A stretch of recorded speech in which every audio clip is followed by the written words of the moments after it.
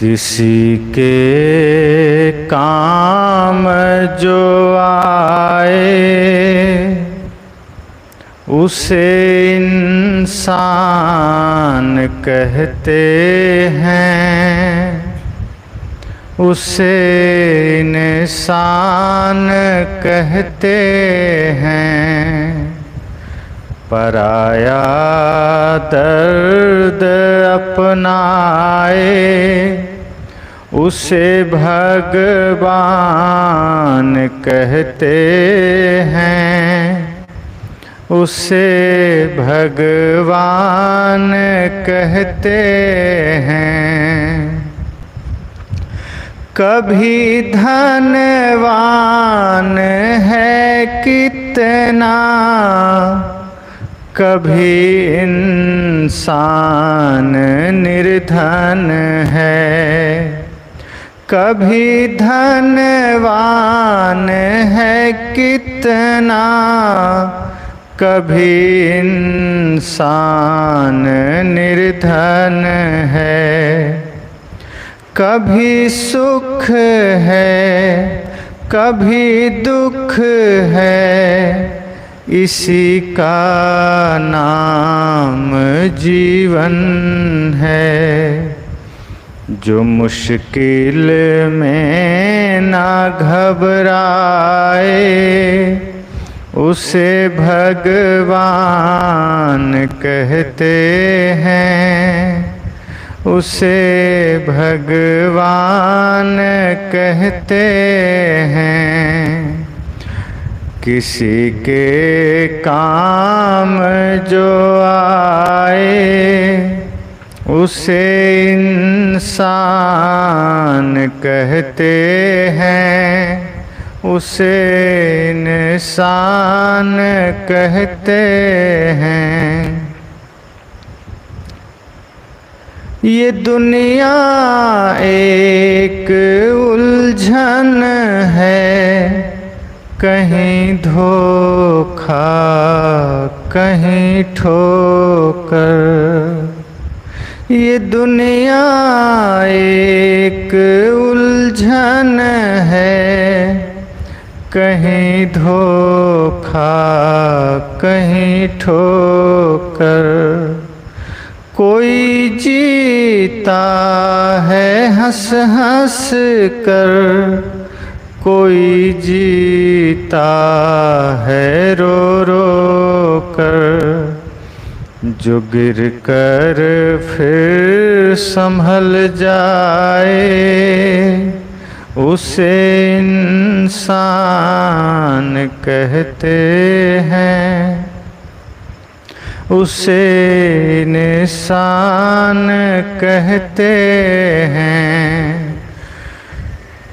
पराया दर्द अपनाए उसे भगवान कहते हैं, उसे भगवान कहते हैं।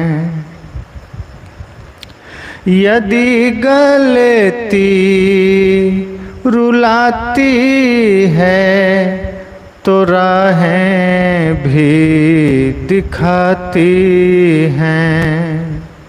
यदि गलती रुलाती है तो राहें भी दिखाती है। मनुज गलती का पुतला है, ये अक्सर हो ही जाती है। जो कर ले ठीक गलती को, जो कर ले ठीक गलती को, उसे इंसान कहते हैं, उसे इंसान कहते हैं। पराया दर्द अपनाए उसे भगवान कहते हैं, उसे भगवान कहते हैं। यूं भरने को तो दुनिया में पशु भी पेट भरते हैं। यूं भरने को तो दुनिया में पशु भी पेट भरते हैं। मिला मनुष्य का तन जिसको वही परमार्थ करते हैं। पथिक जो बाँट कर खाए उसे इंसान कहते हैं। उसे इंसान कहते हैं। किसी के काम जो आए उसे इंसान कहते हैं। उसे इंसान कहते हैं। पराया दर्द अपनाए उसे भगवान कहते हैं। उसे भगवान कहते हैं।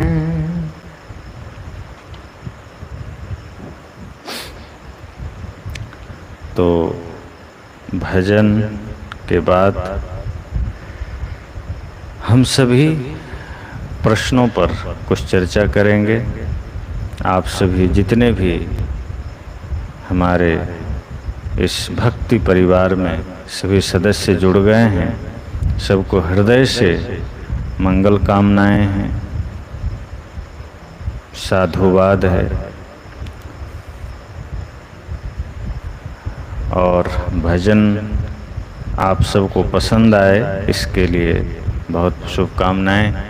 संगीत मुझे आता नहीं, ऐसे ही सादा मैं गा लेता हूँ कुछ कुछ, और फिर भी आप सब पसंद करते हैं। ये आप सबका प्रेम है, भक्ति है, श्रद्धा है।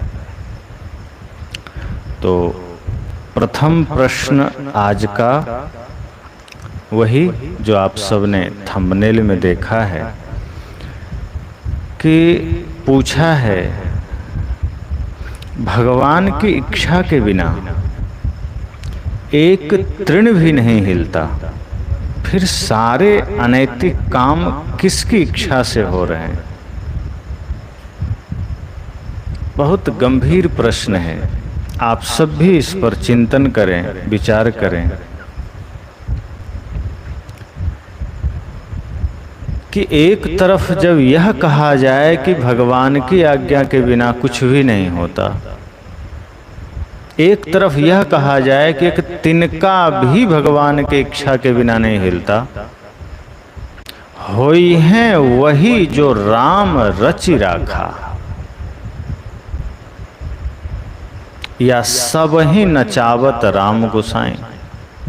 तो होई हैं वही जो राम रचि राखा, को कही तर्क बढ़ावे हैं शाखा। अन्य वाणियों का उदाहरण लोग देते हैं कि भगवान की इच्छा के बिना, भगवान की मर्जी के बिना इस धरती पर एक तिनका नहीं हिलता।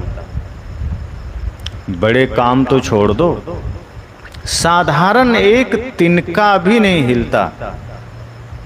अब प्रश्न यह है कि जब भगवान की इच्छा के बिना एक तिनका भी नहीं हिलता, अर्थात इस पूरे संसार में, इस पूरी धरती पर जो भी काम हो रहे हैं सब में भगवान की इच्छा शामिल है।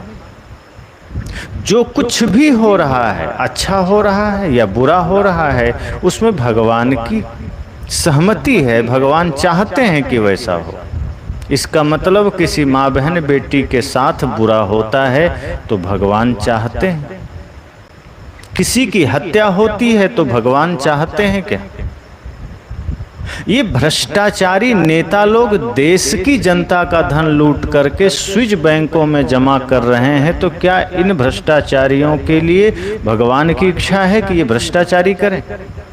उन डॉक्टरों के लिए, उन वकीलों के लिए, उन तथाकथित वेशधारी साधुओं के लिए जो कुछ भी अत्याचार और पाप इस धरा पर हो रहे हैं, क्या उसके लिए भगवान की इच्छा है? क्या भगवान जिम्मेदार है? या भगवान के नाम पर, देवी देवता के नाम पर जो निरीह मूक प्राणियों की हत्याएं हो रही है, बलि दी जा रही है, या जो लोग घरों से गाय पालते हैं और कहीं बछड़े का जन्म हो गया और उन्हें अगर 1-2 महीने के बाद ही जंगल या बाहर कहीं सुनसान फेंक आते हैं, छोड़ आते हैं, तो क्या ये सब भगवान की इच्छा से हो रहे हैं? माता पिता को लोग आज वृद्धाश्रम में डाल देते हैं, क्या ये भगवान की इच्छा से हो रहा है? पत्नी के साथ बुरा बर्ताव, पति के साथ बुरा बर्ताव, भाई के साथ बुरा बर्ताव, या जितने भी, एक तरफ से चिंतन कर लीजिए कि दुनिया के सारे पाप क्या भगवान की मर्जी से हो रहे हैं? यदि हम यह कहते हैं कि भगवान की इच्छा के बिना तृण भी नहीं हिलता, तो क्या ये सारा काम भगवान करा रहा है? और यदि सारे पाप भगवान की सहमति से हो रहे हैं, सारी बुराइयां भगवान की देन है, तो इंसानों को दंड क्यों दिया जा रहा है?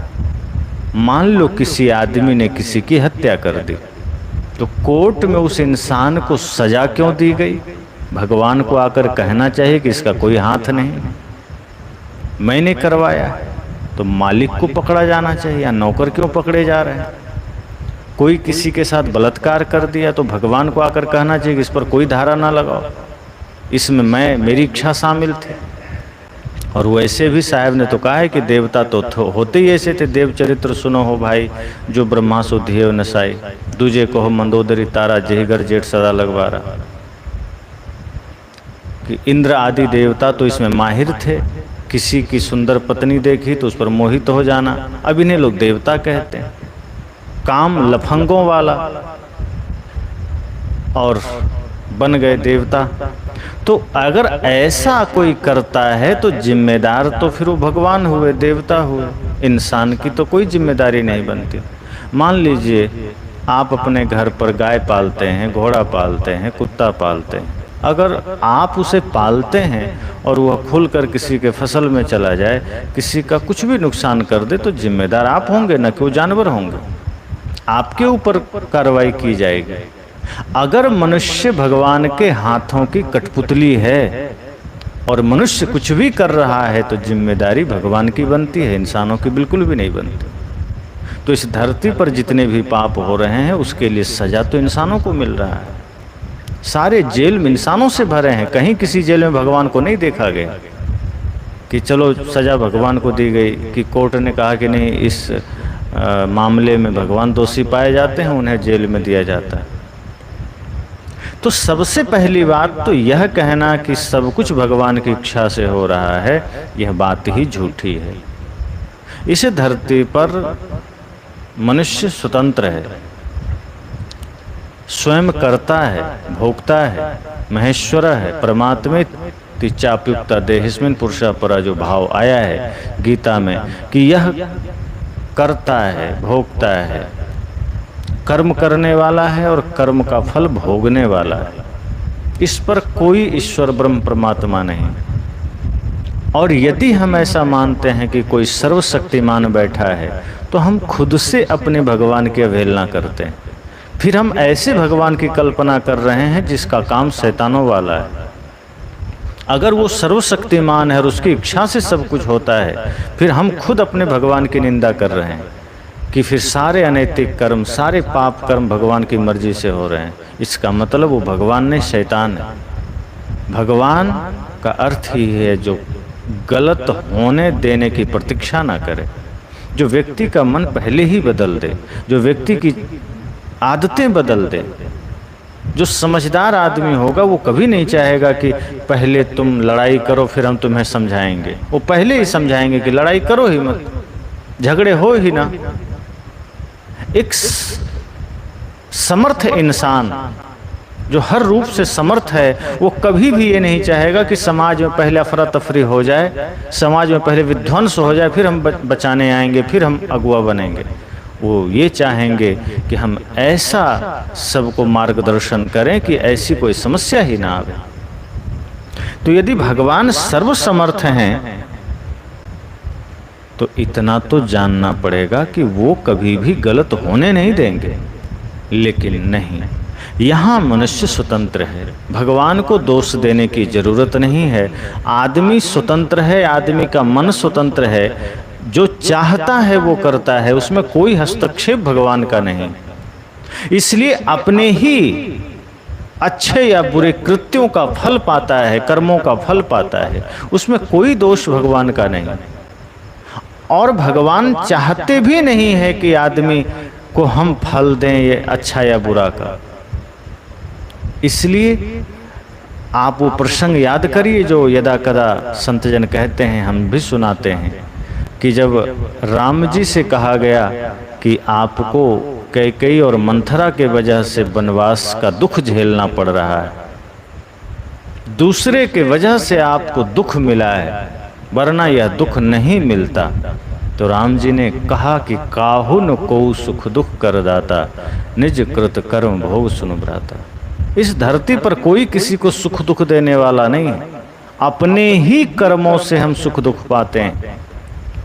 और उसी रामायण में यह बात आई है कि कर्म प्रधान विश्व रचि राखा, जो जस करहि सो तस फल चाखा। जो जैसा करेगा सो वैसा फल पाएगा, क्योंकि कर्म ही प्रधान है। किसी के कर्म में भगवान शामिल नहीं है और न तो उनकी मर्जी शामिल है।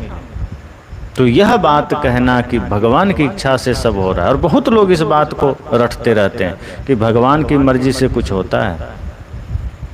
कितनी नासमझी इस बात में छिपी है कि इतना उपद्रवी दुनिया क्या भगवान चाहते हैं? इतना उपद्रव, इतना तांडव, इतना बुरा हाल क्या भगवान चाहते हैं इस धरती पर? अगर भगवान के वश में होता और उनकी इच्छा से सब होता तो समझ लो कि उनकी इच्छा क्या इतनी घटिया है, उनकी कल्पना क्या इतनी घटिया है। आपको ही एक घर, एक गांव की जिम्मेदारी दे दिया जाए तो आप कभी नहीं सोचेंगे कि घर गंदा हो जाए कि कोई हमें कुछ कहे। अब जैसे कोई नेता भ्रष्ट निकल जाता है या कोई आदमी भ्रष्ट निकल जाता है, तब तो वो भ्रष्टाचार करेगा ही, तब तो वो पापाचार करेगा ही, दुराचार करेगा ही, दुर्व्यवहार करेगा ही। लेकिन थोड़ी भी सज्जनता किसी में है, अर्थात आप समझ लें कि अगर कोई शैतान है तब गलती करेगा, अगर इंसान है तो वो एक छोटी सी व्यवस्था को भी सुंदर बना देता है। अगर थोड़ी भी इंसानियत किसी में है, वो एक छोटी सी व्यवस्था को भी पवित्र बना देता है। अगर आप एक सच्चे इंसान हैं और आपको कह दिया जाए कि सारा पावर आपको दिया जाता है, धन दिया जाता है, यह गांव आपको सौंपा जाता है, तो क्या आप गांव को सजाएंगे या उसको और बिगाड़ेंगे? आप चेष्टा करेंगे कि मैं इसे इतना व्यवस्थित कर दूं कि इस गांव में कोई समस्या ना रहे, कोई इंसान शराबी जुआरी ना रहे, कोई इंसान व्यभिचारी ना रहे। एक साधारण इंसान के अंदर इतनी खूबी है कि उसे पावर दे दिया जाए तो वो अपने घर, आंगन, समाज, परिवार को चमका देता है। तो इतने बड़े सर्वसमर्थ, सर्वशक्तिमान परमात्मा की इच्छा क्या इतनी घटिया है कि इतना बदरंग दुनिया का संचालन कर रहा है? अगर उनकी एक इच्छा से सारा कुछ हो सकता है तो क्या उनकी इच्छा इतनी घटिया है? उनकी चॉइस इतना बेकार है? इसलिए यह कहना कि भगवान की इच्छा से हो रहा है, सबसे पहली बात तो यही मूर्खता है, यही नासमझी। इसलिए भगवान की इच्छा से कुछ भी नहीं होता और वो इतनी बुरी इच्छा करते भी नहीं। अगर वो इच्छा करते तो ये नेता, ये अभिनेता, ये धर्म नेता, ये सामान्य जनता, ये चोर उचक्के, ये लुच्चे लफंगे, ये जुआरी कबाबी मांसाहारी कभी भी इस समाज पर हावी ना होते। फिर ये धार्मिक समाज होता, प्रेम से भरा हुआ समाज होता। भगवान की इच्छा अगर होती और उनकी इच्छा से ये जगत चलता तो यह जगत बहुत खूबसूरत होता, स्वर्ग की भांति होता। स्वर्ग की भांति, अर्थात जहाँ सुख दुख की कोई बात नहीं, जहाँ ईर्ष्या द्वेष की बात नहीं, जहाँ हानि लाभ की बात नहीं, जहाँ सिर्फ आनंद की धारा बरसे, जहाँ सब समान है। लेकिन ऐसा नहीं है। तो यह भाव अगर किसी के मन में है, कोई भ्रांति है कि नहीं भगवान जो चाहेंगे होगा। बहुत लोग ऐसा कहते हैं, क्या करें भगवान के आगे किसी का चलता है। मतलब दुख हमारे जीवन में भगवान ने दिया है, सुनामी भगवान की वजह से, कोरोना जैसी बीमारी भगवान की वजह से। लोग कहते हैं क्या करें, भगवान यही चाहते हैं। भगवान ऐसा क्यों चाहें? हम ही ने इस धरती पर अपने सारे कुकृत्यों से ये सारे समस्याओं को जन्म दिया है। इंसानों के ही पाप सुनामी बनकर, भूकंप बनकर, बाढ़ बनकर, बीमारियां बनकर सामने आते हैं। ये कोई भगवान की देन नहीं है। अगर भगवान इतना उपद्रव कर सकते थे, वो अच्छा भी कर सकते थे। और भगवान को उपद्रव करने में मजा थोड़े आता है। और यदि उपद्रवी भगवान है तो फिर वो भगवान नहीं हो सकते। इसलिए ये भ्रम मन से निकाल दें कि इस धरती पर भगवान की इच्छा से कुछ होते हैं। नहीं, इंसान अपनी इच्छा से करता है। लेकिन कर्म कर लेने के बाद आदमी स्वतंत्र हो जाता है, तब वो भगवान के दर पर दौड़ने लगता है, प्रभु माफ करना। करने से पहले तो पूछने नहीं गया कि प्रभु कुछ करने जा रहे हैं, जरा समझा दो, बता दो। गुरु संत के पास नहीं गया। जब पाप कर लेता है, व्यभिचार कर लेता है, अनैतिक कर्म कर लेता है, हिंसा कर लेता है, तब मंदिर जाता है लड्डू लेके, प्रभु बचा लेना। और तब हमें लगता है कि भगवान बचा लेंगे। तो ऐसी मूर्खता आदमी करता है। तो संत जन कहते हैं ऐसा कुछ नहीं है। इस सृष्टि अनादि अनंत है, स्वतः चल रही है। आप जो सोचते हैं, आप जो करना चाहते हैं, आप कर सकते हैं। इसमें आप स्वतंत्र हैं। कर्म करने में इंसान स्वतंत्र है, लेकिन जब फल मिलेगा तब स्वतंत्र नहीं है। और न तो फिर कोई भगवान बचा सकता है, क्योंकि जब बुरे कर्म करने के समय रोका नहीं तो फल मिलने के समय वो कैसे रोक लेंगे। इसलिए इस भूल में मत रहना कि अगर हमने पाप कर्म कर लिए हैं तो मंदिर जाकर हम उससे मुक्त हो जाएंगे। और ये जो धर्म की गद्दी पर, व्यास गद्दी में बड़े बड़े कथावाचक बैठकर कहते हैं कि चिता में तुलसी की लकड़ी डाल देने से पाप से मुक्त हो जाओगे, तो ये सिर्फ वे लोग गांजा पी कर ये बात करते हैं, भांग खा कर ये बात करते हैं, नशे में करते हैं, चरस पी कर करते हैं। अगर सच्चे मन से करेंगे तो वो समझेंगे कि बिना मन को निर्मल किए, बिना विचारों को निर्मल किए, निर्मल मन जन सो मोहि पावा, मोहि कपट छल छिद्र न भावा। बिना मन की निर्मलता के कुछ भी नहीं मिलना है, कोई पाप नहीं कटेगा। दूसरा प्रश्न है, कल का ही प्रश्न है, जो कल हम लोग लाइव नहीं आ पाए थे। तो कल का प्रश्न है कि इस धरती पर पहले स्त्री आई या पुरुष। ट्रिक मनोरंजन हैंडल से यह प्रश्न आया है कि इस धरती पर पहले स्त्री आई या पुरुष। तो इसका एक लाइन में उत्तर यही है कि पहले या पीछे कोई नहीं, यह अनादि प्रवाह है। कहीं किसी के लिए कुछ नहीं कहा जा सकता कि पहले कौन आया। दोनों अनादि से हैं, और अनादि प्रवाह का मतलब ही है कि आगे पीछे कुछ नहीं, सदा से हैं। जिसका आरंभ होगा उसी में पहले और पीछे गिना जाएगा। जिसका आरंभ ही नहीं है, जो अनादि है, तो उसके लिए आगे पीछे की बात नहीं है। तीसरा प्रश्न है सोहन देवांगन जी का, कल का ही है। मैं कल के कुछ प्रश्नों को लिया हूँ। उन्होंने कहा है कि घर में शाम के समय दीपक जलाते हैं, पूजा करते हैं, उसका सही समय क्या होना चाहिए। तो शाम को यदि घर में आप पूजा करते हैं, प्रार्थना करते हैं, स्तुति पाठ करते हैं, दीपक जलाते हैं, तो शाम को सूर्यास्त के जस्ट बाद, तुरंत जैसे ही सूर्यास्त हो रहा है, आप दीप जला लें, हाथ पांव धोकर दीप जलाएं। और जो आपका पूजा का स्थल है, पवित्र स्थल है, जहाँ महापुरुषों के, गुरु के, संत के तस्वीरें लगी है, आप वहाँ बैठ करके कुछ देर स्तुति प्रार्थना पाठ पूजा कर लें। चौथा प्रश्न है, जीते जी जा नहीं सकते, मरे हुए आकर बता नहीं सकता, फिर स्वर्ग और नरक की खोज किसने की। यह प्रश्न शायद रेखलाल साहू जी का है, जो कल का ही है। तो यह सिर्फ कल्पना की बातें हैं, लोगों को भरमाया गया। भ्रम फैलाने वाले इस धरती पर बहुत हैं और सदा से रहे हैं ऐसे वर्ग जो कहीं और स्वर्ग नरक की कल्पना करके लोभ और डर दोनों दिखाया गया। स्वर्ग की कल्पना की गई लोभ के लिए और नरक की कल्पना की गई डर के लिए। और इस धरती पर ज़्यादातर भक्ति इसी लोभ और डर के कारण हो रही। किसी को ये लोभ दिया गया कि तुम ये दान करोगे तो सीधे स्वर्ग मिलेगा, वैकुंठ मिलेगा, विष्णु जी के बगल बैठोगे, लक्ष्मी जी अपने से पानी पिलाएंगे।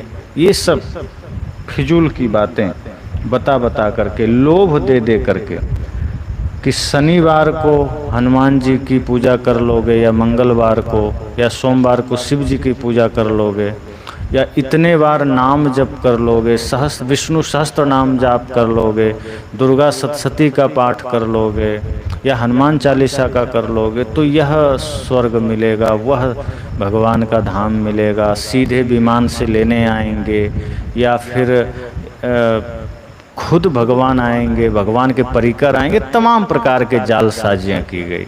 तो एक तो लोभ कि इतना रुपया दान कर दो, इतने ब्राह्मण को भोजन करा दो, इतने मंदिर की परिक्रमा कर लो, गंगा में स्नान कर लो, मंदिर बनवा दो,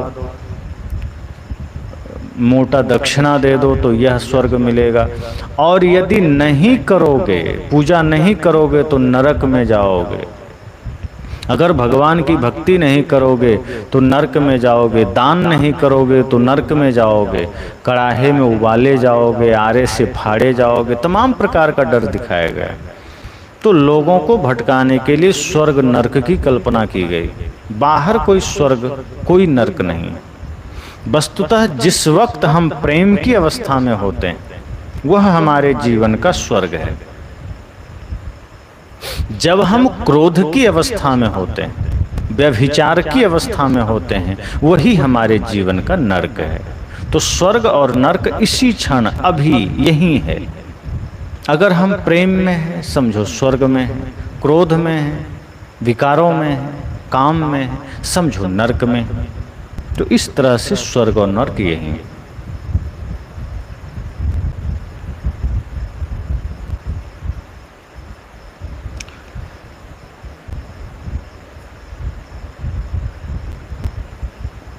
संतोष कुमार जी, हाँ गुरु जी के कई सारे भजन हैं। अच्छा, हाँ भजन हैं।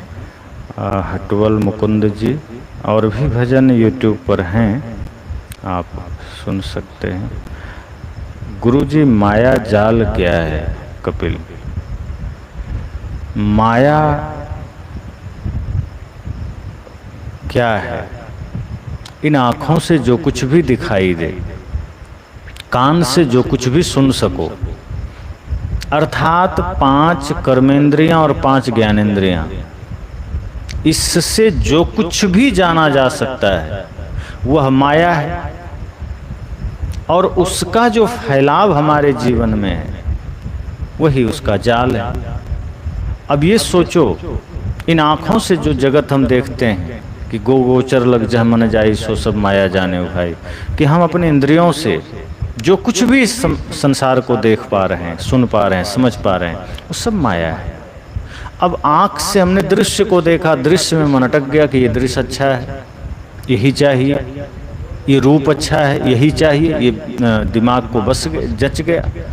आँख ने देखा, मन ने उसे स्वीकार कर लिया। कान ने कुछ शब्द सुन लिए, अच्छा लग गया। अब दूसरा शब्द सुहाता नहीं है, वही सुनना चाहता, वही उसका जाल है।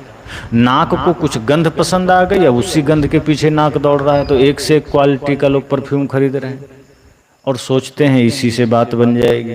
तो नाक को सुगंध में माया ने फंसा लिया, जाल में डाल दिया।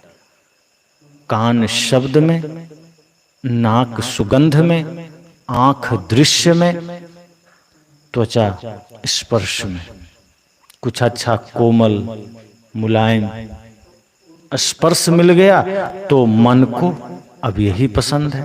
माया का यही जाल है कि स्पर्श में आपको अटका दिया।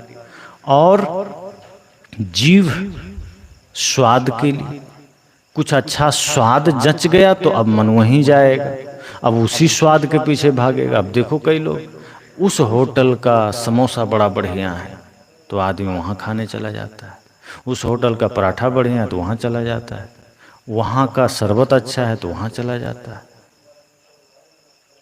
तमाम प्रकार के खाने पीने की चीजों को लेकर, स्वाद को लेकर मन आपको दौड़ा देता है।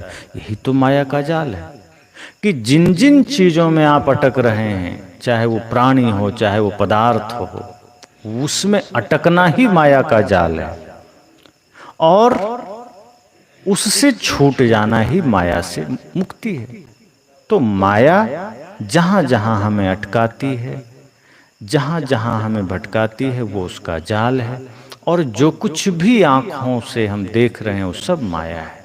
जहां भी हम अटक रहे हैं संसार में, चाहे अपना शरीर हो चाहे बाहर पदार्थ प्राणी कुछ भी हो, उसमें अटकना, क्योंकि हम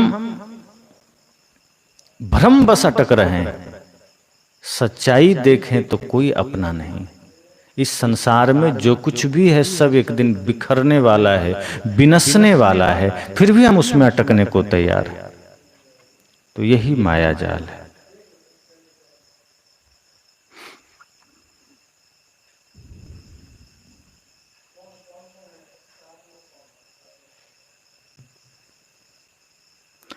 रजनीश कुमार जी का सवाल है कि नौकरी, पैसा, पढ़ाई, विवाह क्या किस्मत में लिखा है? अब जो कर्म हम करते हैं उसी के अनुसार किस्मत बनता है। लिखता कौन है? कोई दूसरा थोड़ी लिखता है। हम यही तो भ्रम में जीते हैं कि कोई हमारा किस्मत लिख दिया, कोई हमारा भाग्य लिख दिया। दूसरा किसको पड़ी है हमारा भाग्य लिखने को? और मानो हम ये कहते हैं कि भगवान ने लिखा, तो भगवान ये इतना घटिया लिखेगा? मान लो आपको किसी की किस्मत लिखनी हो और आप एक सच्चे ईमानदार आदमी हैं, सज्जन पुरुष हैं, तो आप किसी का किस्मत बढ़िया लिखेंगे। अब किसी शैतान को लिखने को दे दिया जाए तब तो कुछ भी लिख देगा, उटपटांग। तो फिर बात वही आती है कि अगर भगवान या किसी दूसरे ने लिखा है तो घटिया क्यों लिखे? फिर बात आती है लिखा किसने? तो खुद ने लिखा है। तो आदमी, या आपका सवाल हो सकता है कि अगर हमने खुद लिखा है तो हम गलत कैसे लिख सकते? मान लो आपको अपने बारे में कुछ लिखने को दिया जाए तो दूसरे भले ही चूक कर देंगे आपके सम्मान में, लेकिन अपने से लिखना पड़े तो हम पूरे सम्मान के साथ अपनी प्रशंसा लिखेंगे, अपनी महिमा का गुणगान लिखेंगे। यही तो करेगा आदमी। तो फिर अपनी ही किस्मत को इतना घटिया कोई कैसे लिख सकता है? तो बात यही है कि हमने अपनी किस्मत बेहोशी में लिखा है, मूर्छा में लिखा है। हम इतना माया के अधीन होकर बेहोश हो गए हैं कि हम कुछ भी अनसंत लिखे जा रहे हैं। तो जो कुछ भी हम कर्म करते हैं वही किस्मत बनता है। उसी के अनुसार से कुछ संयोग वसात प्राणी पदार्थ रास्ते में मिल जाते हैं। मेहनत करो, कुछ मिल गया, मेहनत सार्थक नहीं हुआ, कुछ हमने सही से नहीं कुछ कर पाया तो नहीं मिला। कुछ ऐसे भी लोग हैं जो सड़क से उठ करके अचानक बढ़िया कर्म करते हैं, कुछ पा जाते हैं, कुछ को मेहनत के बाद भी नहीं मिलता। तो ये सब मेहनत का मामला है और संयोग की बात है। सही रूप में सही तौर पर मेहनत करो तो लोग सफल हो जाते हैं। तो ये बाहरी चीज़ें कोई किस्मत में नहीं लिखा है। हम जो कुछ भी अभी अपना जीवन को बना पाते हैं उस अनुसार से संयोग बनते हैं सब। अब नौकरी या धन का मिलना, ये सब आप देखो कि बहुत ऐसे लोग हैं जो गरीब घर से भी हैं, वो पा लेते हैं। बहुत से अमीर लोग हैं, उनके पास है और जुआ शराब आदि में लग करके वो अपना सब गंवा देते हैं, वो बेचारे दरिद्र हो जाते हैं। अब किस्मत का नहीं, कुछ ना कुछ अपने कर्मों का फल तो है कि हम जो जो करेंगे वो हमें मिलेगा। हम कुछ गलत कर दिए हैं तो उसका परिणाम अभी मिल जाएगा, हमने कुछ सही किया है तो उस अनुसार से फल मिलेगा।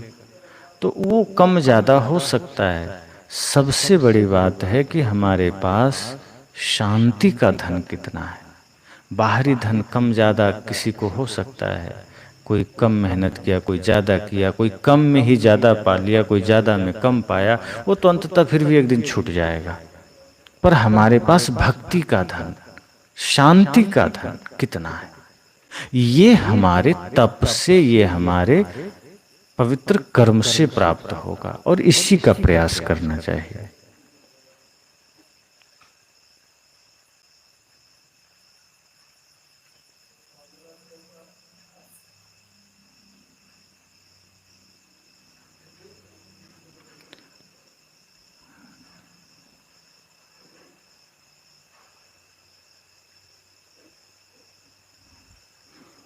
कोई भी मूर्ति लोग रखते हैं और जितने दिन रखते हैं उतने दिन तुम्हें वो माता च पिता करते हैं, बाकी दिन पानी में फेंक आते हैं।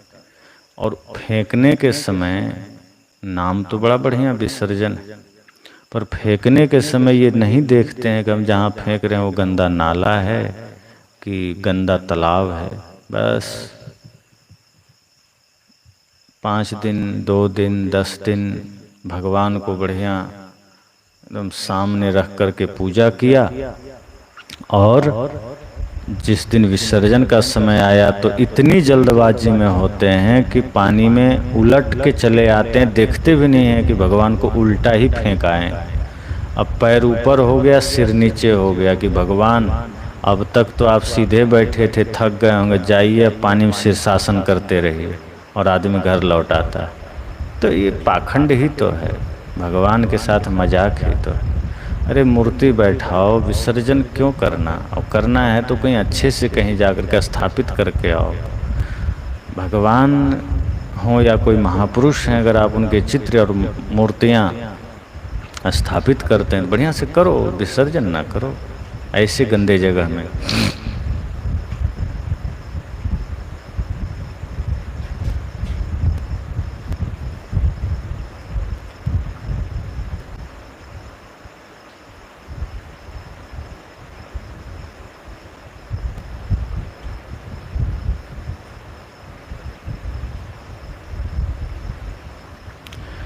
महंगाई में पैसा नहीं बचता है, मेरा भाई मुझसे पूछता है, तो इसका आंसर क्या होगा गुरुजी, क्या बताएं? भुवनेश्वर महतो। महंगाई में पैसा बचता, और बचाना ही क्यों है? पैसा कमाते ही खाने के लिए, कमाते ही हैं घर चलाने के लिए, और नहीं बचता तो और कमाइए। अक्सर लोग सोचते हैं पैसा कमा के बैंक में जमा करना है, पर आप सच में गहराई से सोचो, पैसा किस लिए कमाते हैं? भोजन करने, कपड़ा पहनने, अन्य कुछ व्यवस्था करने। तो पहली बात तो संतोष का धन आ जाएगा, बचना शुरू हो जाएगा। और बचना सिर्फ उतना चाहिए जितना में कुछ अन्य सेवा आप कर सकें। भूखे प्यासे को भोजन, कहते हैं साहब ना, साईं इतना दीजिए जामे कुटुंब समाए, मैं भी भूखा ना रहूं। सच्चे मन से, ईमानदारी से इतना प्रयास करना कि आपको कमी ना पड़े, और कोई आ जाए तो उससे आप दे सकें। तो संतोष रूपी धन आएगा, और ज़्यादा आप श्रम करेंगे तो बचेगा भी। कई बार हमारे बहुत से अनाप शनाप खर्चे हो जाते हैं, फिजूल खर्चे। आप लिखना शुरू करें, प्रतिदिन का आप अपना खर्च लिखें, और शाम को समीक्षा करें कि इसमें से ऐसा क्या था जो अनावश्यक था, ऐसा क्या है जो बहुत आवश्यक है, और आपस में सभी चर्चा करें कि जो आवश्यक होगा हम उतना ही खर्च करेंगे, अगर कुछ भी अनावश्यक है नहीं करेंगे। धीरे धीरे धीरे धीरे, जैसे कोई नशा कर रहे हैं, कोई दुर्व्यसन कर रहे हैं, कुछ भी, तो वो आप देखें, अन्य कुछ भी उटपटांग खर्च है वो आप देखें।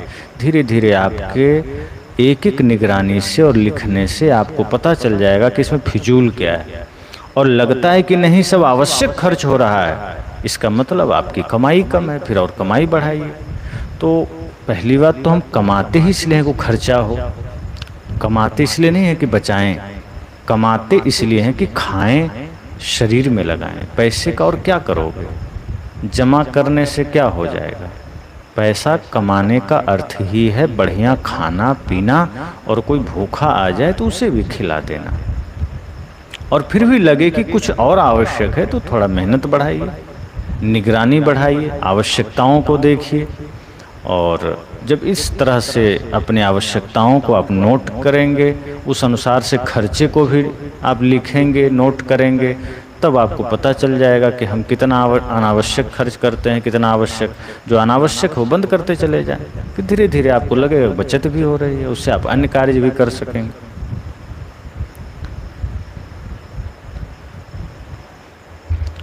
दुनिया में लोग इतनी पूजा पाठ में क्यों लगे हैं? सस्ता काम पड़ता है। अब जैसे किसी को माता पिता गुरु की सेवा करना महंगा लगता है, पत्थर पर सिर्फ एक अगरबत्ती जला देना सस्ता लगता है, और ये बताया भी कि वहाँ अगरबत्ती जलाओगे तो बहुत लाभ है, माता पिता की सेवा से कोई ज़्यादा लाभ नहीं। अब गुरु के पास जाएगा, गुरु सेवा बताएंगे, नशा छोड़ दो, दुर्व्यसन छोड़ दो, सेवा करो, भूखे को भोजन दो, ये महंगा सौदा है। मूर्ति के पास जाएंगे तो हत्या करके भी जाएंगे तो मूर्ति थोड़े कहेगी कि लौट जाओ, नशा करके भी जाएंगे तो मूर्ति कहेगी तो नहीं कि तुम शराब पी कर क्यों आया। तो वहाँ सरल लगता है, और सबसे सरल भी है, और सबसे ज़्यादा महिमा भी गाई गई कि मूर्ति अर्थात भगवान की पूजा करोगे तो बहुत लाभ है। तो इस लोभ में लोग मूर्ति पूजा में लग गए, और सरल और सस्ता मार्ग आदमी खोजता है।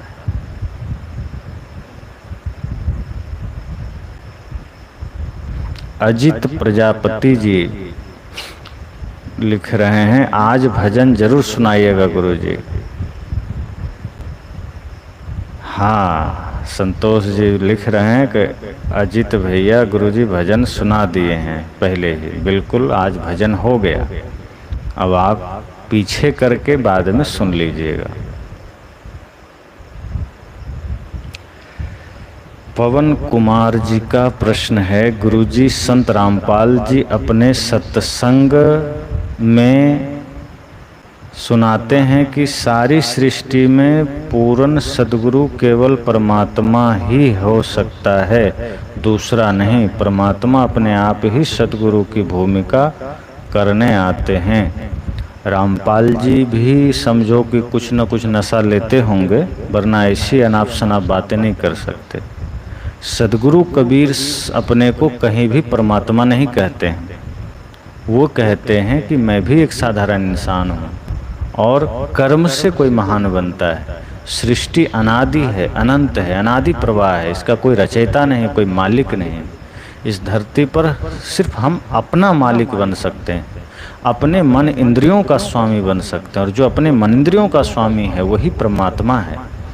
तो इस तरह की बातें बिना नशा के नहीं हो सकती है, और भरमाने के लिए होती है। सद्गुरु कबीर जैसे क्रांतिकारी संत जो खुद अंधविश्वास, चमत्कार, भ्रम को काटने वाले हैं, उनके नाम पर भ्रम फैलाना, उनको ही दुनिया का कर्ता बताना, ये बेहोशी में होता है।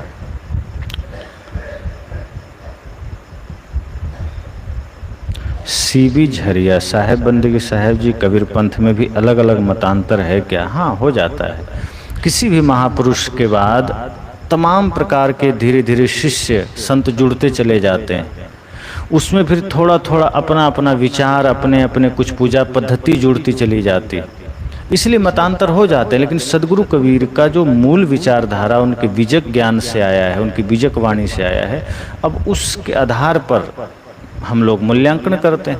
बाकी जितने भी अन्य मत पंथ हैं, या इसी में कबीर पंथ में ही अन्य शाखाएं हैं, अपने अपने स्तर से सद्गुरु कबीर की वाणियों को रखते हैं, उनकी पूजा करते हैं, उनको मानते हैं। पर अगर सद्गुरु कबीर के मूल वाणी को आप पढ़ेंगे तो उसमें किसी भी प्रकार का जड़ पूजा, किसी भी प्रकार का भ्रम, अंधविश्वास के लिए जगह नहीं है, चमत्कार के लिए जगह नहीं है। वो खरी बातें करते हैं। वे कहते हैं कि इंसान ही परमात्मा है, अर्थात इंसान अगर मन वचन कर्म को निर्मल बना ले, तो जिसका मन निर्मल है, वचन निर्मल है, कर्म निर्मल है, वही परम तत्व है, वही भगवान है। भगवान की परिभाषा उनकी यह नहीं कि जो सृष्टि बनाए, भगवान की परिभाषा है कि जो मन वचन को निर्मल कर ले, जो दूसरों को भी जीने का राह दिखाए, जो अपने जीवन को समस्त सृष्टि के लिए समर्पित कर दे। तो ऐसी वाणियों को अगर ना मानकर उन्हें ही भगवान बनाया जाए तो ऐसे मतांतर होते हैं। और महापुरुषों के नाम पर कबीर पंथ में ही नहीं, जैन में, बौद्ध में, या आप हिंदू समाज में ही देखें, अन्य जितने भी मत पंथ हैं सब में धीरे धीरे शाखा प्रशाखा निकल जाती है, कुछ विचारधाराएं बनती बिगड़ती रहती हैं। अब बीच बीच में समय समय से कुछ महापुरुष ऐसे आते हैं जिनका कुछ चिंतन बदल जाता है, फिर उनके मानने वाले हो जाते हैं। तो मूल में तो कबीर साहब को मानते हैं, लेकिन कुछ शब्द कुछ विचार बदल जाते हैं। जैसे धनी धर्मदास साहब जी आए तो उन्होंने अपना आराध्य और अपना सब कुछ तो सदगुरु कबीर को माना, लेकिन भक्ति रूप में उन्होंने कुछ परंपराएं, कुछ पूजा पद्धति अपने ढंग से उन्होंने किया। तो जो उनको मानने वाले हैं मानेंगे तो सदगुरु कबीर को, लेकिन पूजा पद्धति वो उनका अनुसरण करते हैं। इसी तरह से सदगुरु कबीर साहब के अन्य शिष्य थे, जैसे भगवान साहब, जागू साहब, श्रुति गोपाल साहब। तो उस समय में जो उनके बाद कुछ विचारधाराएं चली, कुछ व्यक्तिगत पूजा पद्धतियां चली, कुछ व्यक्तिगत नियम चले व्यवहारिक, वो धीरे धीरे मानने वाले अलग शाखा प्रशाखा होते चले गए। पर सदगुरु कबीर की जो मूल वाणी है, मूल विचारधारा जो है, वो साफ सुथरा है, आडंबर रहित है, भ्रम रहित है। और जो कोई भी उस रूप में सदगुरु कबीर को मानता है वही सदगुरु कबीर के मार्ग का सच्चा पथिक है। और बाकी सब भी ऐसा ही प्रयास करें।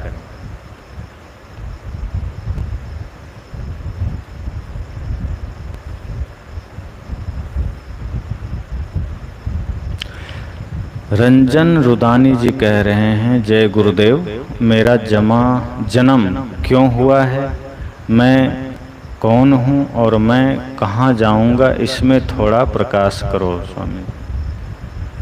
आया है बंदे कहाँ, जाना कहाँ है, याद कर। हम कहाँ से आए और कहाँ जाना है, जन्म क्यों हुआ। कहाँ से आए तो कोई नहीं बता सकता, कहीं ना कहीं किसी न किसी योनि से आए होंगे। अब किस योनि से आए स्पष्ट नहीं। जाना कहाँ है ये कहा जा सकता है कि जो अभी हम कर्म करेंगे जीवन में, जैसा संस्कार हम निर्मित करेंगे, उस अनुसार से अगला जन्म हमें मिलेगा। अब मनुष्य शरीर में आने का अर्थ इतना ही है कि कहा गया है साधन धाम मोक्ष कर द्वारा। यह मनुष्य शरीर साधन धाम है मोक्ष तक जाने का। अन्य जो 3 खानियां हैं मनुष्य के अलावा, वो सब चाहे उसमें जितने भी जीव जंतु आते हों, गाय भैंस घोड़ा खच्चर गधा सांप छुछुंदर और छोटे छोटे जीव कोशिकाएं जितने भी आते हैं, जो छोटे छोटे यहाँ तक कि जो हमें दिखाई भी नहीं पड़ते ऐसे भी जीव, अंडज पिंडज उष्मज। तो इस तरह की जो अन्य त्रियक योनि है वो है भोग की भूमिका। आत्मा को, जीव को मनुष्य जन्म इसलिए मिलता है कि हम समस्त बंधनों को काट करके मुक्ति को उपलब्ध हो सकें। लेकिन जब हम नहीं ऐसा करते हैं, फिर पाप कर लेते हैं, तो पुनः हमें अन्य 3 खानियों में जाके कर्म फल भोगना पड़ता है। फिर उस कर्म फल को भोग करके पुनः जब हमें सारे फल भोग लेते हैं, फिर एक बार मनुष्य जीवन का मौका मिलता है और फिर हम इसमें आते हैं। फिर भक्ति अगर नहीं करते हैं तो फिर से हमें वही पाप भोगना पड़ता है। तो मनुष्य जन्म मिला है भक्ति के लिए, मनुष्य जन्म मिला है भवसागर से पार होने के लिए। और अगर हम इस जन्म में कुछ अच्छा करते हैं लेकिन उतना अच्छा नहीं करते कि हम मुक्त हो सकें, तो हमें पुनः संभवतः मनुष्य जन्म मिल जाए कि बचा हुआ काम हम अगले जन्म में पूरा कर सकें। जैसे हम कुछ ऐसे कर्म करते हैं लेकिन करते करते और मुक्ति मिलने से पहले ही मृत्यु आ गई, तो हमारी जो जीवन यात्रा है विराम हो गई। लेकिन अगला जो जन्म हमें मिलेगा पुनः मनुष्य का मिलेगा, तो हम बचपन से ही धार्मिक हो जाएंगे, हम बचपन से ही परमार्थ पुरुषार्थ में लग जाएंगे और फिर हम प्रयास करके जल्दी मुक्त हो सकेंगे। तो यह जीवन मोक्ष के लिए मिला है, मुक्ति पाने के लिए मिला है। यह शरीर साधन मात्र है। जैसे हम अपने लिए वाहन की व्यवस्था करते हैं तो उस वाहन का उपयोग हम क्या करते हैं, कहीं यात्रा करने के लिए। इसी तरह ये शरीर साधन है, वाहन है, इससे भवसागर पार होना है, इसलिए यह शरीर मिला है। और कहाँ जाएंगे, जैसा कर्म करेंगे वैसी यात्रा होगी। सब तंत्र मंत्र सब झूठ है, मत भरमो जग कोई, साहब ने कहा है। संजय साहू जी पूछ रहे हैं छत्तीसगढ़ में कब आपका कार्यक्रम है। छत्तीसगढ़ में अभी अक्टूबर में 4, 5, 6 अक्टूबर को पंडरिया में हमारे सरदार जी हैं और बिमल साहब हैं, कसडोल जिला बलौदा बाजार, वहाँ हम सब आएंगे। 3 दिन का सत्संग है बलौदा बाजार में, पंडरिया कसडोल के पास, जिसके आयोजक हमारे सरदार जी और बिमल साहब हैं। तो आप सब अगर वहाँ आसपास के हैं तो ज़रूर आइए। और फिर जो लंबे समय के लिए आना होगा वह जनवरी में आना होगा, जनवरी, फरवरी और शुरू के 1 सप्ताह मार्च का, जो कुछ अक्टूबर महीने में जाकर के सारा समय निर्धारित हो जाएगा। और जो भी छत्तीसगढ़ से सुन रहे हैं, जहाँ कहीं भी, आप सबको भी ये सूचना मैं दे दूं, याद आ गया कि छत्तीसगढ़ का जो भी कार्यक्रम हमारा है वो अक्टूबर में तय हो जाएगा। बहुत सारे तय हो चुके हैं लेकिन डेट निर्धारित नहीं हुए, तो अक्टूबर में आप सभी और जो कोई भी हैं संपर्क कर लेंगे, और बाकी लोग को जो जिनको सूचना पहले से मिली है वो करेंगे, तो उसी समय से वो सारे कार्यक्रम तय होना शुरू हो जाएंगे विधिवत, डेट बाय डेट।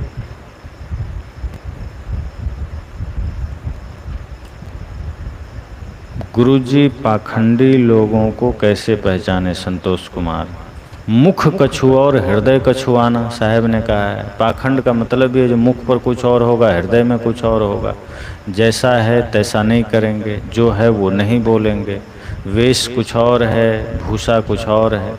इसलिए साहब तो कहते हैं कि वेश देख मत भूलिए, बूझ लीजिए ज्ञान, बिना कसौटी होत नहीं कंचन की पहचान। कि पाखंडी और यथार्थवादी में यही फ़र्क है कि पाखंडी आपको पॉलिश करेंगे, आपकी बातों में जी करेंगे। जो यथार्थवादी संत हैं प्रवाह नहीं करेंगे, जो सत्य है वो सत्य कहेंगे, और ज़्यादा अनुनय विनय में नहीं पड़ेंगे, ज़्यादा लोभ लालच में क्या कुछ भी नहीं पड़ेंगे। पाखंडी जो होंगे थोड़ा दक्षिणा के लोभ में वो कहीं पहुंच जाएंगे। तो यही सब है कि जो धन पर गिर जाए, जो किसी और चीज़ का लोभ दिखा दे, ईश्वर ब्रह्म परमात्मा का, भगवान का, मंत्र का, या जो भ्रम फैलावे, समझ जाओ पाखंडी है। और जो सत्य बोले, यथार्थ बोले, जिन्हें कोई परवाह नहीं कि हमें कोई धन देगा नहीं देगा, भोजन देगा नहीं देगा, मन निर्मल है, विचार निर्मल है, जीवन पवित्र है, और अनुशासन में कड़क है, भीतर से नरम है, समस्त सृष्टि के लिए करुणा है, ऐसे संत यथार्थवादी। और जो ब्रह्मवादी है वो समय के साथ अपना मन बुद्धि बदल लेंगे, विचार बदल लेंगे, जैसा जहाँ देखेंगे उसी में रमने लग जाएंगे। हालांकि जो यथार्थवादी हैं वो सब समय सम रहेंगे, ना उग्र रहेंगे, ना बहुत बिछ जाएंगे, सम्यक रहेंगे, अपने आप में, अपने कर्म से, अपने सिद्धांत से समझौता नहीं करेंगे।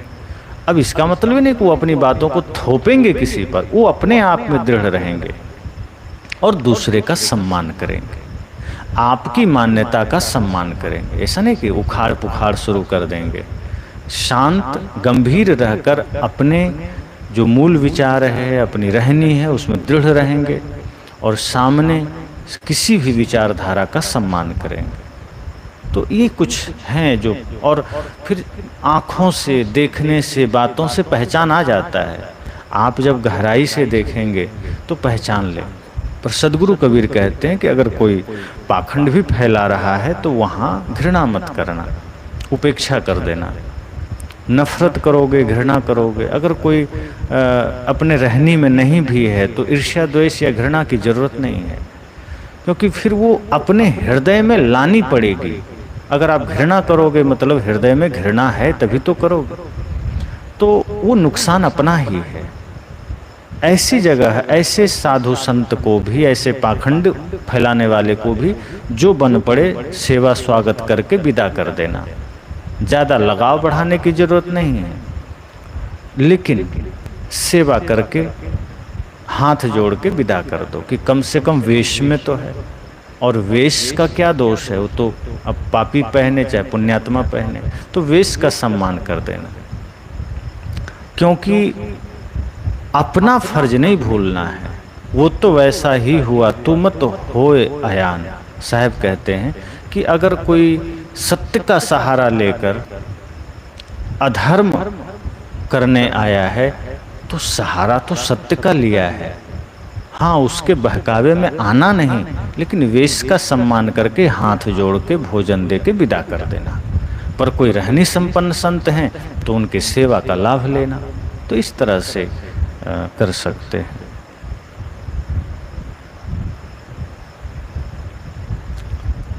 सभी को साहेब बंदगी। सर्वेश चंद्रवंशी जी, गुरु जी अपने मन पर काबू कैसे करें?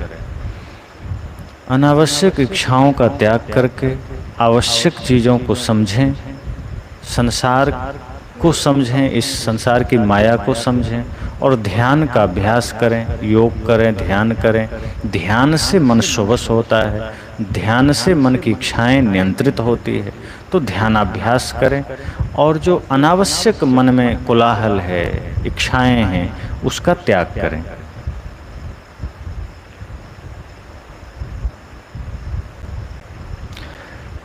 साहेब जी, कबीर पंथी परिवार में भी मूर्ति होता है?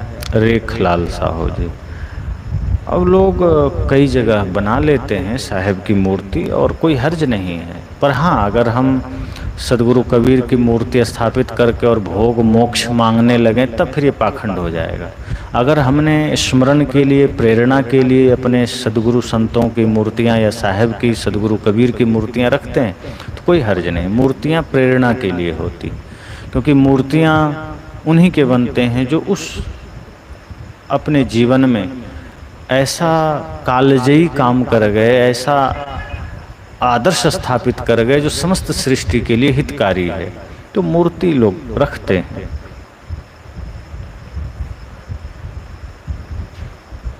सर्वेश चंद्र, गुरु जी आपके पाठ का क्या नाम है? मैं समझा नहीं। पाठ या पंथ, जो भी आप स्पष्ट करें।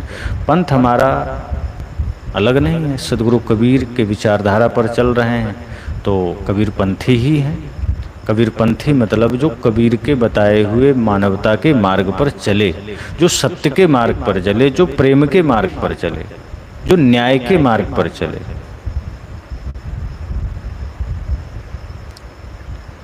सविता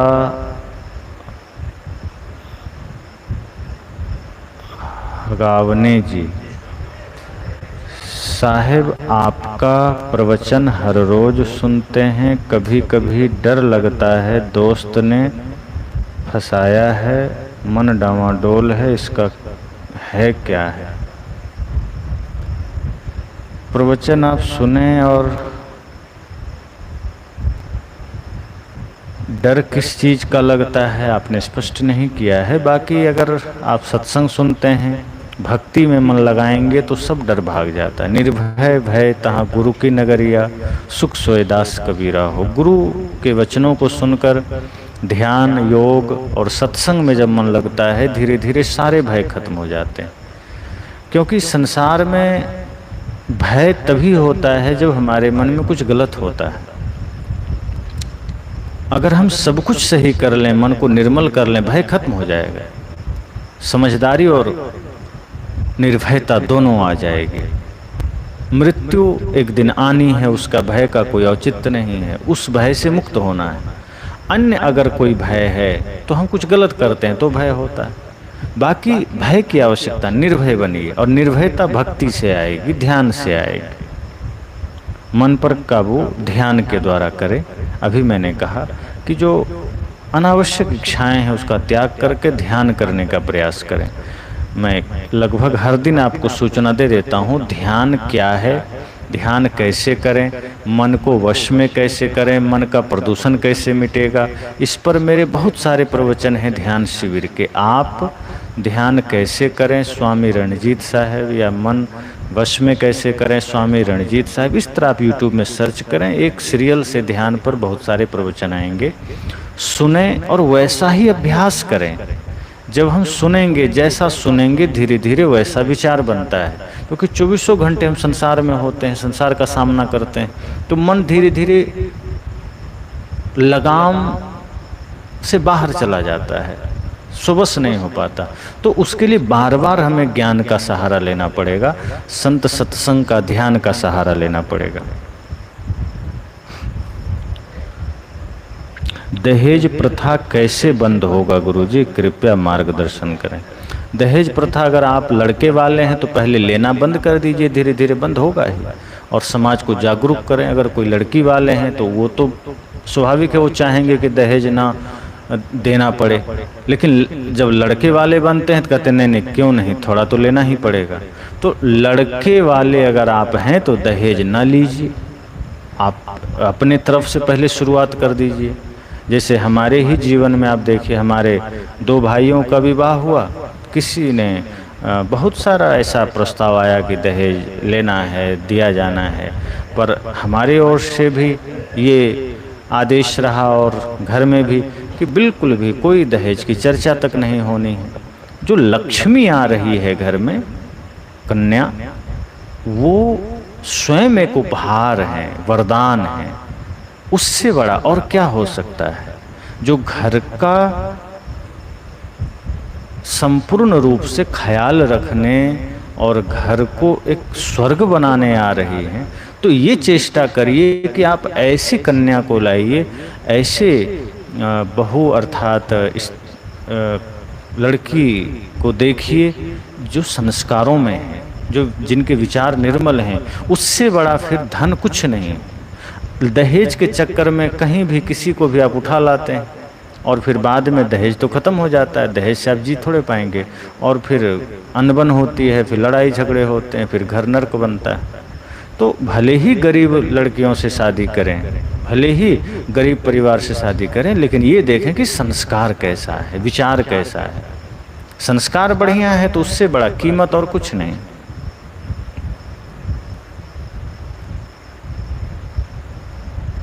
अमित गुप्ता जी कह रहे हैं, गुरुजी संत कबीर जी को कौन सा फूल सबसे ज़्यादा पसंद है? अब ये तो मुझे नहीं पता, कबीर साहब तो अभी है नहीं, पूछ लेते। अब लोग कमल फूल से जोड़ते हैं, कमल पर आए हैं साहब, तो कमल फूल पसंद होगा। संतोष कुमार जी, गुरुजी हम साहेब के बीजक पढ़ रहे हैं। बहुत अच्छा, बीजक पढ़िए, सारे भ्रम मिटेंगे।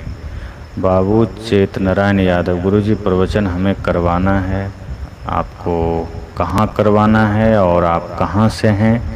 आप मोबाइल नंबर पर मैसेज कर देंगे, फिर कुछ समय निकाला जाएगा।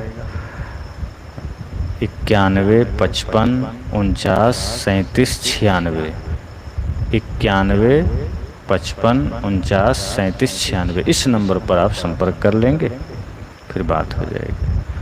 हटवल मुकुंद जी, रामपाल जी के तमाम अनुयायी कहते हैं कि सतयुग में सतसुकृत, त्रेता में मुनेन्द्र, द्वापर में करुणामय कलम का सब झूठ बात है। एक सिरे से समझिए व्यर्थ बात है। सदगुरु कबीर आए हैं एक ही बार और मुक्त हो गए, बार बार वो बंधन में नहीं पड़े थे जो बार बार लौट कर आ रहे थे। जिस चीज़ का वो खुद खंडन कर रहे हैं अन्य लोगों के लिए, वो खुद उनके लिए जोड़ना, ये मैंने कहा ना कि ये मूर्खता है। वो कहते हैं कि अवतार झूठ है, तो क्या अपना वही काम करेंगे जो दूसरे को झूठ कह रहे हैं? अवतार पाखंड है, कोई अवतार नहीं होता। और इतने अवतार इस धरती पर आएंगे तो क्या इस धरती इतना बदहाल होगा, इतना बेकार होगा? सब अपने अपने समय में आते हैं, साधारण रूप में ही इस धरती पर अपने कर्म से लोग महान बनते हैं और संसार को शिक्षा देते हैं। 9 बज चुके हैं और अब लगभग विराम की ओर हैं। अमित गुप्ता जी, मैं भी छत्तीसगढ़ से, बहुत बढ़िया। अगर आपके निकट में वो जगह है बलौदा बाजार कसडोल पंडरिया तो आप भी आएँ। बाकी सारे कार्यक्रम जनवरी में होंगे। असंग देव जी, परम पूज्य सदगुरु के भगवान चरण कमलों में नमन। जय हो। पारस पत्थर के बारे में मैंने सुना है, ये सब कहावत में सिर्फ है, ये यथार्थ में नहीं है।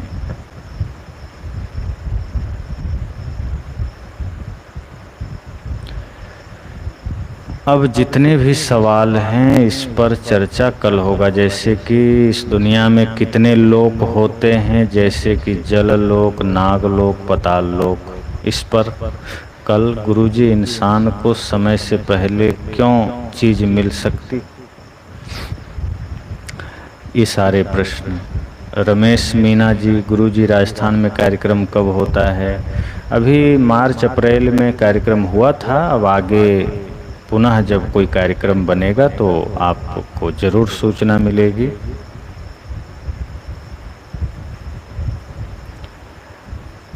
शादी नहीं हुई है, नसीब होगा वही होगा। क्या प्रयास करने से सफलता में? बिल्कुल प्रयास करें, सफलता जरूर मिलेगी।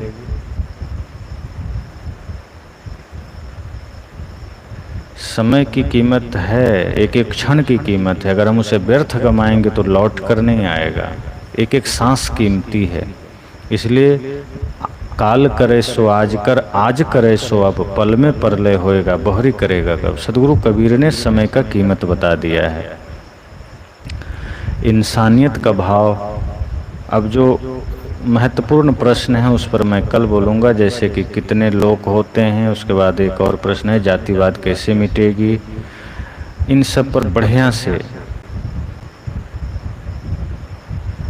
नंद किशोर साहू जी कह रहे हैं, आप नाम के आगे स्वामी क्यों लगाते हैं, कल चर्चा करेंगे। स्वामी कोई नहीं लगाते, ये कोई मैटर नहीं है। जातिवाद का कोई टाइटल नहीं है। अगर संत, साधक, सन्यासी, साधु, स्वामी कोई भी लगा ले, कोई कह दिए, इससे कोई मतलब। अगर आप अपने मन वचन कर्म इंद्रियों का स्वामी हैं तो आप स्वामी लगा सकते हैं। साहब तो कितनी बार कहें, हो हुजूर ठाड़ कहत हो अवते समर संहार। सर्वेश चंद्रवंशी जी, आपके भी सवाल को कल लिया जाएगा।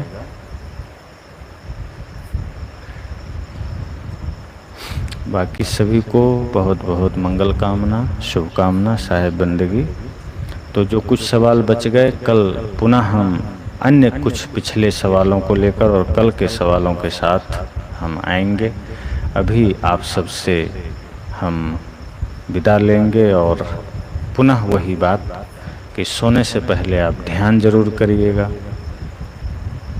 श्वासों पर मन को ठहराइए, आंखें बंद करके स्थिर आसन में आती जाती श्वासों को देखिए और उन श्वासों के साथ अपनी चेतना को बिल्कुल एकाकार कर दीजिए, लीन कर दीजिए। और दूसरा कहीं कुछ, कोई चिंतन नहीं, कोई मन नहीं, कोई विचार नहीं। अगर कहीं मन चला भी जाए, पुनः होश में आइए, पुनः मन को श्वासों में लगाइए। इस प्रक्रिया को जितनी देर आप करेंगे और जितने समय तक करेंगे, धीरे धीरे मन स्वश होगा, मन वश में होगा और आप देखेंगे कि एक नया आनंद, एक नया जीवन की प्रतीति होगी। तो इस प्रक्रिया के साथ आप विश्राम में जाएं और पुनः सुबह उठें जल्दी। सूर्योदय से पहले अपने समस्त दैनिक क्रियाओं से निवृत्त होकर पुनः कुछ देर संकल्प और ध्यान के साथ अपने जीवन की शुरुआत करें। कल पुनः 8 बजे हम आप सबके बीच आएंगे और उसके बाद आप सबसे पुनः बातें होंगी, कुछ चर्चा होंगी, आध्यात्मिक चर्चा। तो बस साहेब बंद।